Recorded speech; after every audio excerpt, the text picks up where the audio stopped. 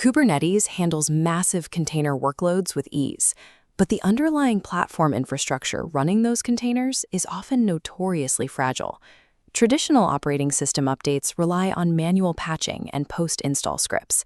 Over time, slight variations creep in across different nodes, creating configuration drift that can destabilize distributed systems. A single misconfigured host update can shatter etcd quorum. When that happens, the entire cluster loses its shared state and goes down. To survive at scale, an enterprise platform must be capable of autonomously managing its own infrastructure.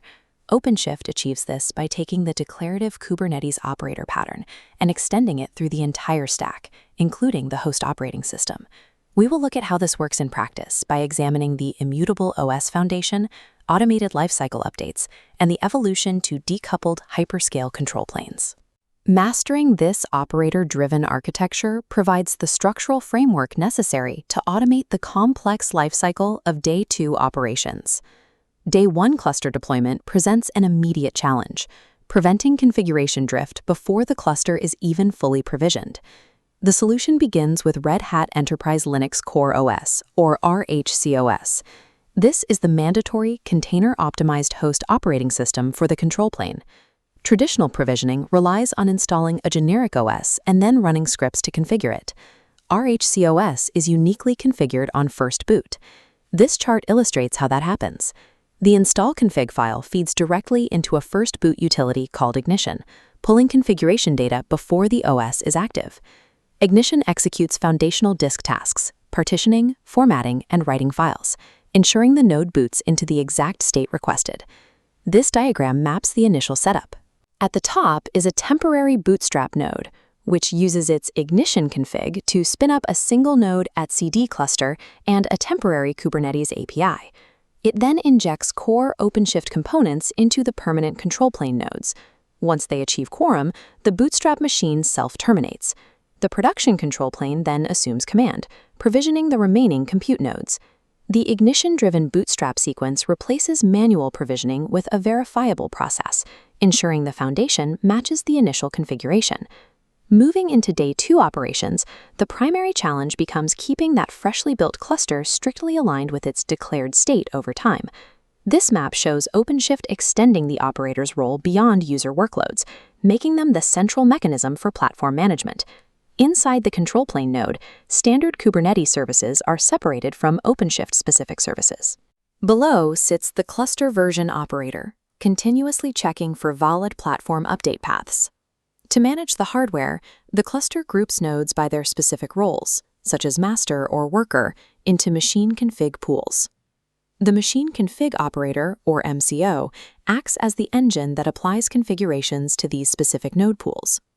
At the node level, the MCO deploys an agent called the machine config daemon. This daemon constantly scans the local RHCOS file system for configuration drift. If it detects that a file has been altered, the daemon marks the node as degraded until an administrator corrects the configuration through declarative APIs. By treating the host OS as a declaratively managed component, OpenShift provides structural protection against unauthorized configurations and silent failures. The ultimate test for this architecture is executing a full over-the-air platform update on a live production environment. The process begins when the OpenShift update service consults a verified graph, ensuring the target payload is compatible with the current architecture. The cluster version operator pulls this verified payload and hands the OS-level changes down to the machine config operator. This diagram illustrates the safety protocols the MCO uses to update a pool.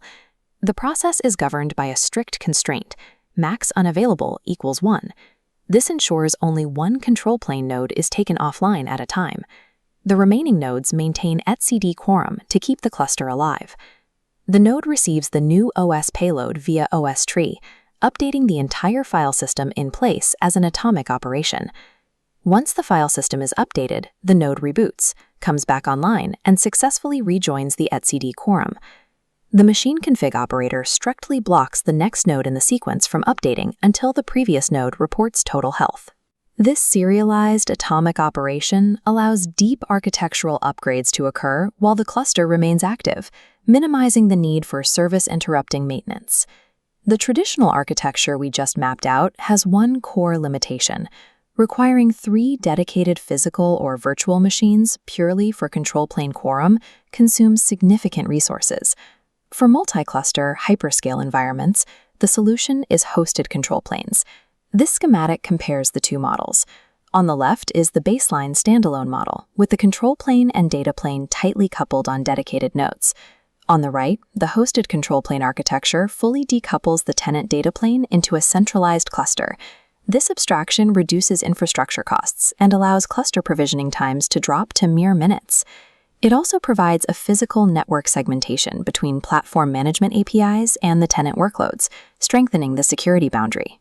The platform architecture scales from an immutable RHOCOS foundation configured by Ignition, through operator-driven lifecycle maintenance to the abstraction of hosted control planes.